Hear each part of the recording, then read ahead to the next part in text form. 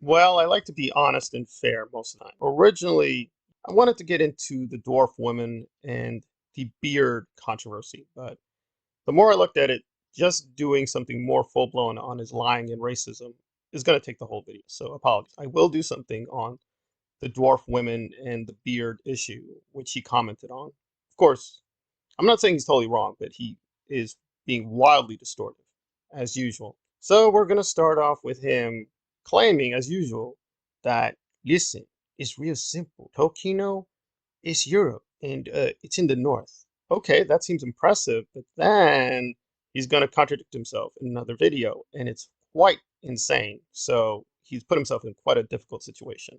Holds true for Tolkien's Middle-earth. He based it on Northern European cultures, mostly English culture, and the casting should reflect this. Zach, if I'm not mistaken, it was Now you see something? Now you see now. You done fucked up, you know that, don't you? This. This is supposed to be a Sylvan elf, who are part of the Nondor, who are described as having dark hair and white or olive skin. Think Mediterranean. Yes, there are some people of that area who are dark-skinned, however the mentioning of white skin implies Tolkien is talking about the lighter olive skin, not this. Unfortunately, I will have to treat him a little polemically here, so please excuse the harsh language. I think it's appropriate. So yeah, I'm going to be using that clip quite a few times because it's very funny and it does fit the situation. So let's move forward. Apparently, Italy is now England and England is Italy. I've used this quotation before, but Tolkien did say Numenor is based on Egypt. Going with your insane logic, we'll not even get into the fact that you contradicted yourself, but you did contradict yourself. So Egypt equals England and Italy equals England, because you said precisely North Europe. How does Italy and Egypt get up there? I don't know. Magic, I guess. Or I love my Peter Jackson, so I'm going to lie. Because, yeah, that's what's going to come into the next section where we speak on Galadriel. Now, to be fair, Galadriel is a tough one. There are a lot of ambiguities. He should have said that. But nope, he's saying, we definitively know things about Galadriel. So he's responding to a critic, Corey Olson, who is a Tolkien expert. But I would agree with him. In that video, he does point out that Olson makes a lot of major errors. He does say some foolish things wrong. I think he's being a little too partisan. From the ice, wearing chainmail, riding a horse into battle, apparently at the head of a squad. It seems jarring. It's my favorite part. Of course it is. Never mind that the regal ethereal Galadriel comes from Tolkien's descriptions, not from Peter Jackson. Zach, if I'm not mistaken, it was Now you see something? Now you see now. You done fucked up, you know that, don't you? Zach, if I'm not mistaken, it was Now you see something? Now you see now. You done fucked up, you know that, don't you? So he could have just said that maybe he's being a little too biased, but nope, he went all the way and said, you just don't know the lore. But then he invokes images and words which will contradict what he thinks is, quote, true. Very limited. He never wrote the story of the Second Age. It doesn't exist. So the main issue here is the, quote, warrior woman Galadriel canonical? And the answer is yes. But of course, just some guy is not being totally honest. Yes, he did. Twice. Once in the Silmarillion, and once in the appendices of The Return of the King. These weren't full-on dialogue-heavy narratives, but they are stories. I don't know why people keep claiming that they aren't. A story doesn't have to be a 1,600-page standalone novel. It can be a couple of dozen pages long. These still count as stories in the same way that grim fairy tales count as stories. So basically, and he's very clever, he says, well, listen, she's not like that. She's not waving no sword. She's not wearing no armor.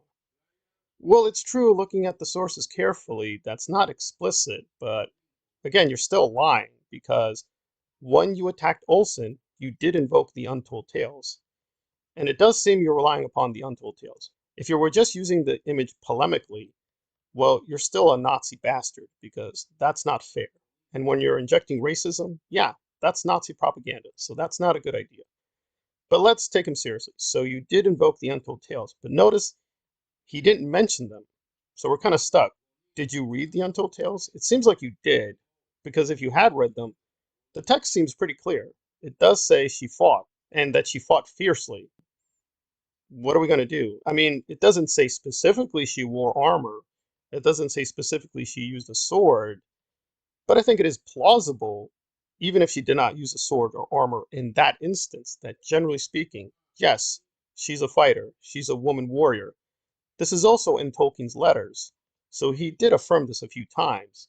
I'm not clear where we're going with this. What you see in the films was mostly lifted from the books. Kate Blanchett nails this role, making Galadriel feel ancient and powerful beyond reckoning.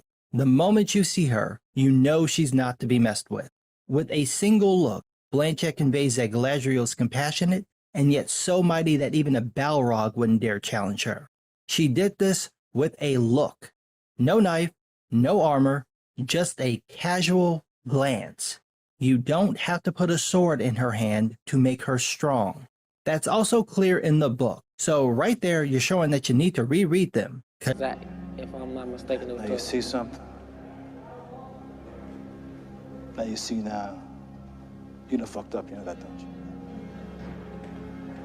I See what I'm saying? I thought. No, so, you know what I'm saying? That you done fucked up now, you know that, don't you? You could still say the Amazon interpretation is too extreme. That's fine, but that's not what you said. You said it's not even plausible.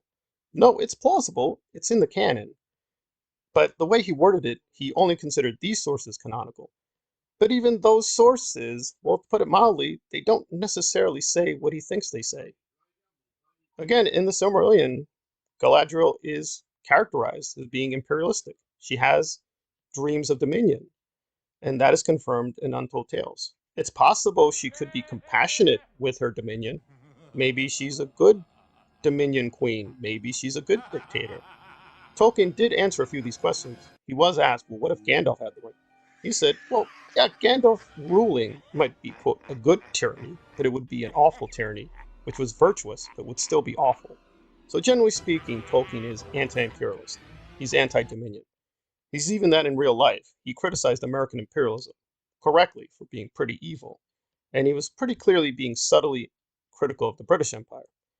And even though he hated the Nazis and the Germans for what they did, he didn't think that England had, quote, a justified bloodlust. Because a lot of English people were saying they should just commit genocide against the Germans. And he said, no. So, generally speaking, he seems to be against genocide, against imperialism, and against dominion. So, in terms of interpretation, it would be really odd if he's going to characterize, as you say, dominion as compassion. That doesn't make a whole lot of sense. He seems, generally speaking, against dominion. Whoever does it. It doesn't matter if you're a good guy or a bad guy. He doesn't like it. But you're saying Galadriel is all about compassion. That doesn't fit the texts. It doesn't even fit the text you yourself are citing. It doesn't make any sense. So either your interpretation is very partisan and bizarre, or you're being serious. But if you are being serious, that's contradicted by Untold Tales and other canonical sources. I would say, frankly, he done fucked up. Because, just as a final note, when it comes to Aragorn, he's endorsing that Aragorn has dark skin. Because in another video, yeah, he says, Aragorn has dark skin. So apparently he's treating that source as canonical, again, to attack Olsen. But okay, it's like, well, wait a minute, you just denied that. You said, no, they're all lily white. Listen, they all be beautiful white English people. You know, like Rosamund Pike, okay? Just deal with it. She beautiful, she white, she blonde, she light skinned. But in your own video, you have Aragorn being very dark skinned. Tolkien said dwarves are based on Jews. He said Numenor is based on Egypt. He said Gondor was partly inspired by Italy. He did use cultures far beyond Europe. He didn't stick, strictly speaking, to, quote, North Europe.